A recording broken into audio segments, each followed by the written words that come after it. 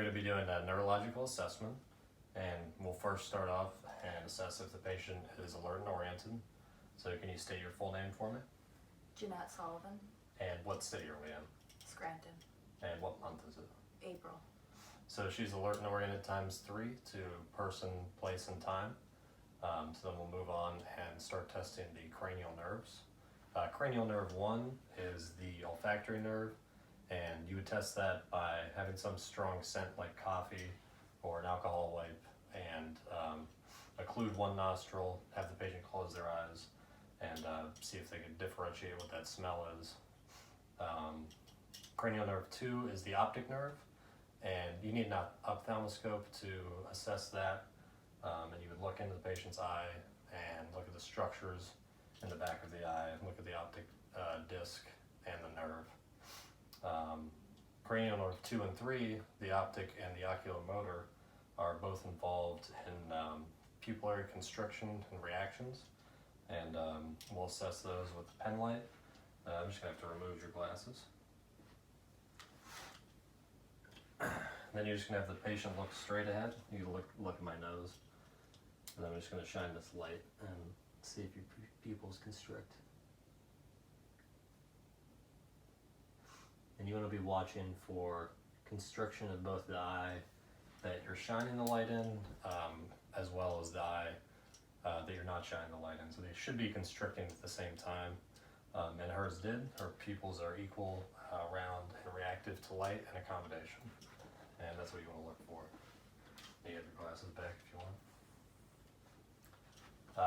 Next is going to be eye movement, and that's cranial nerves 3, 4, and 6, the oculomotor, the trochlear, and the abducens.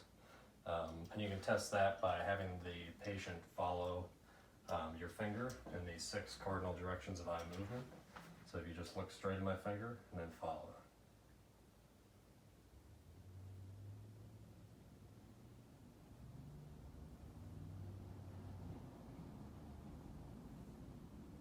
Good. And that was normal.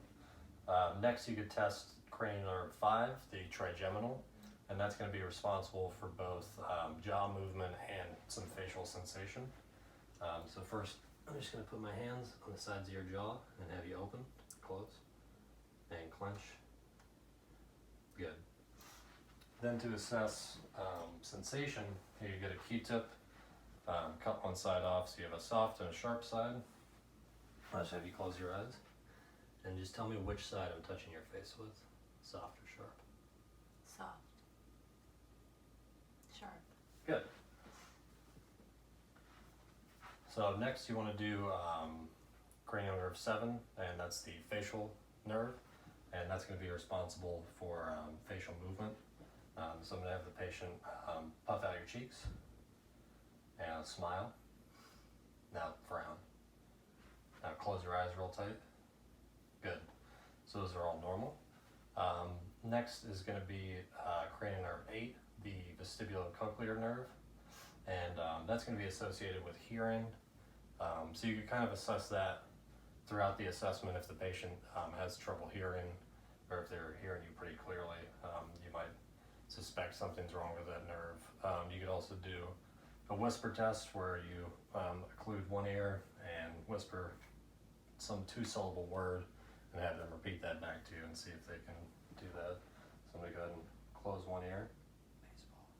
Baseball. Apple. Good. So her hearing is pretty intact. Next is going to be cranial nerves 9 and 10, the glossopharyngeal and the vagus nerve, and those both innervate the swallowing action, as well as movement of the soft palate and the uvula. So can you swallow for me? Good. And can you open your mouth? And say ah. Good. And you want to look and see if the uvula is midline. You don't want it to deviate at all. Something could be potentially wrong if that's the case. Next is cranial nerve 11, the spinal accessory. And you could test that by applying some resistance to the shoulders and the jaw and have them push against that. So just shrug your shoulders up. Good. Push against my hand. The other one. Good. And they should feel pretty strong, and both sides should be equal as well. Cranial nerve 12 is the hypoglossal, and that's responsible for tongue movement. So you just have the patient stick their tongue straight out, and you just want to be looking that the tongue's symmetrical and it sticks out midline. If it deviates to one side, that particular side of the brain could be affected. So those are all the cranial nerve tests. Next, you want to start assessing motor function. So first, you're just going to assess. I'm just going to take your arm and kind of move it for you in like a passive range of motion. And basically, you're assessing for muscle tone. You're looking for any kind of visible muscle atrophy, and you just kind of have to make a subjective determination whether they have a healthy muscular tone. I believe she does, and I don't see any muscle atrophy occurring. Next, you're going to test muscle strength. So, and you want to test strength against resistance, and you're basically looking for that they have some strength against resistance, and that the resistance is or their strength is equal on both sides. So if one side's particularly weaker than the other, that could indicate some neurological damage. So can I just have you put your hands straight out like this? And I'm going to squeeze your fingers in. I want you to try to resist me doing that. Like flare, not like that. Yeah, now keep them flared. Good. Then make fists. I'm going to try to push your fist down like your wrist. Keep it up. Good. Push it down. Good. Good. Now you put your arms at your sides like this. I'm going to push up and down, and you push back. Good. Good. I'm going to pull out, and you pull back in. Good. Now you push out. I push. Do this side. And. Good. Now do your arms straight out. I'm going to push up and down again. So. Good. Flip. Good. Then I'll do the legs as well. You can push out with both legs. And I'll pull back down. And then you can do the feet as well. So take your feet and push up against my hands. Now push down like a gas bubble. Good. You can test the hips, and I'll just have you lie back. Hips and the quadriceps. First I'll test the quadriceps, and you just push up against my hands. Good. Now you're gonna bend your knees a little bit. Now try and push back down. Good.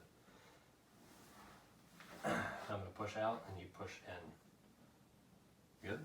And I'm gonna push. You move them out a little bit. I'm gonna push in, and you resist. Good. Move back up. So those are all equal and strong against resistance, and you're just looking for that equality and strength. Next, you're going to test the coordination.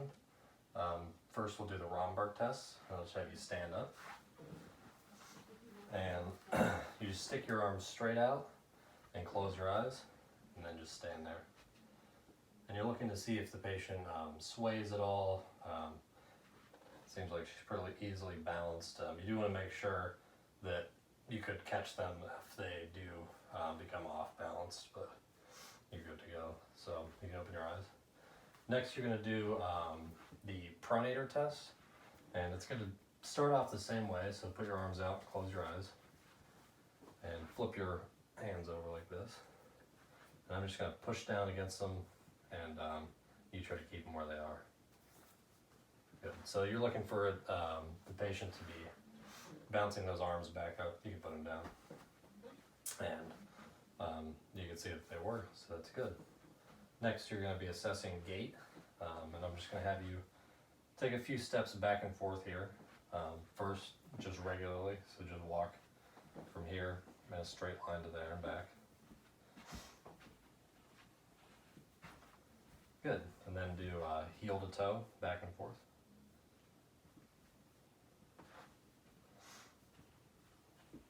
Good, heel to toe.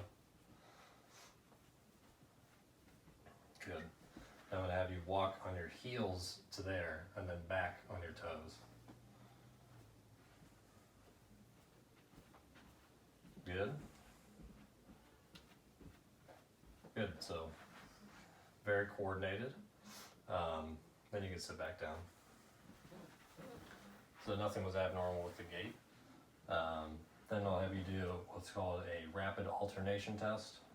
So what you're going to do is take your hands and hit your thighs and then bring them up and flip, just like this. And just do that as fast as you can.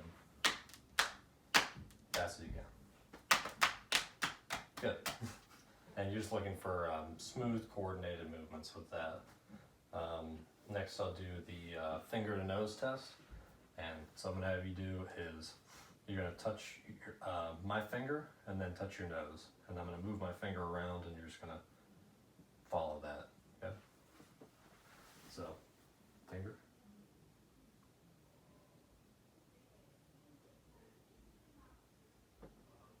Good.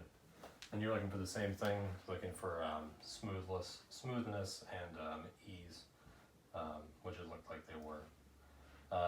That's it for the muscular strength and coordination tests. Next, you could do the senses.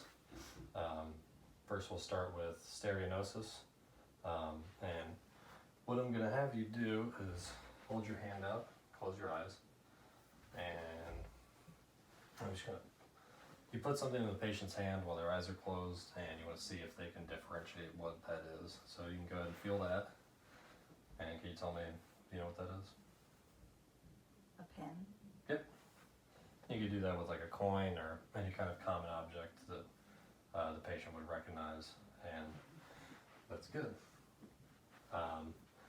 Next is going to be graphosthesia. I forget exactly what the word is, but I'm going to have you close your eyes again, and I'm going to take your hand, and I'm just going to draw a number in it, and you tell me what it is. 3. Good. Next is going to be the point touch, and I'll have you close your eyes again. And I'm just going to touch a point on the patient's body, and then I'm going to have you tell me where it was that I touched you. Right arm. You can point to it. Good. And if they're like within a couple inches, that's pretty good, as long as it's like a general area of where that is. And she was very close to where it was. Next is the 2-point discrimination. So you take something like a bobby pin and something that has 1 or 2 points, and see if the patient can determine whether it's 1 or 2 points touching them at that time. So if you close your eyes again, is that 1 or 2? 1. Good. 1 or 2? 1. So it's 2. Sometimes it can be hard to tell, and you might have to pull the thing apart. You should be able to tell within a pretty small range on the hand. On other body parts, it'll be a little bit larger of a range. So close your eyes again. Just retest that. Is that 1 or 2? 1. Good. 1 or 2? 2. Good. Next is the, it's called the extinction test. I'll have you close your eyes again, and I'm going to touch one arm, then the other, and then both. I guess you wouldn't want to tell them that, but they're going to have to tell you which side that you're touching. So, My right. My left. My left and right. good. And the point is that a patient with like a stroke might not be able to differentiate. If you're touching both sides, they might only feel that you're touching the left or the right side. So that's it for the those senses, and then we could do the deep tendon reflexes. and the subcutaneous reflexes. I don't actually have like a hammer, so I'm just gonna pretend to do them.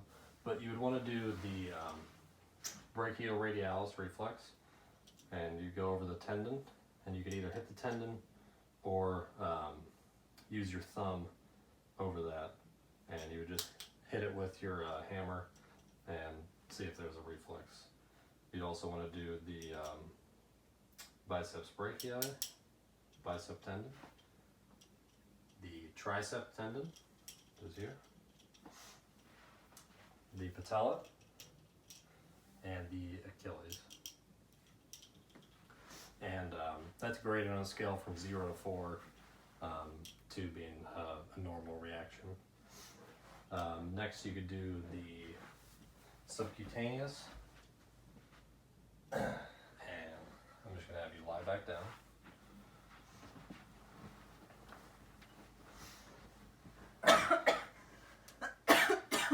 And you want to just assess, get something, you'd use the back of the hammer if you have one, or the bobby pin, or a Q-tip, and just right on the stomach, and just move that. And it might tickle a little bit, but you're looking for those movements in the stomach after that, after you stimulate that subcutaneous reflex. Good. Then you do, you check in for Babinski's sign, and on one foot, you're going to stimulate the bottom and kind of move in like an arc. Good. And so there was some plantar flexion there, which is normal. And for Babinski, if the big toe extended and the other toes flared out, that would be positive for that sign, and that would indicate some neurological damage. And I believe that is it.